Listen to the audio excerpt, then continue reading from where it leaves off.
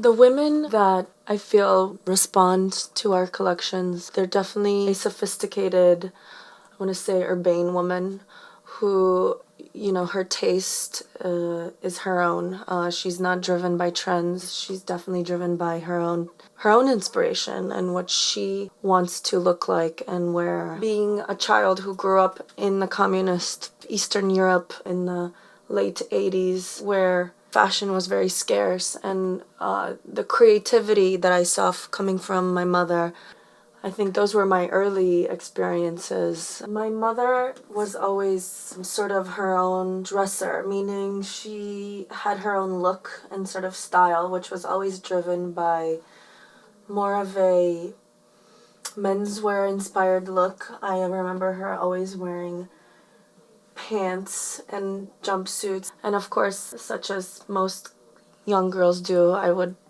get lost within her closets and put on and dress myself from her clothing. We wanted to bring that ability for every woman to be able to personalize her clothing to her body, her mood, and every time she wears a piece, she has the ability to reverse the item or be able to use some of our functional details such as snaps or hook and eyes, which bring an extra aspect of personal styling to each design, as well as belts and ties, which also help the pieces to either be very fitted and cinched at the waist, or when taken off, more loose and free and streamlined. Everything that leaves the factory goes through my hands. Everything is done locally with local pattern makers and sample makers.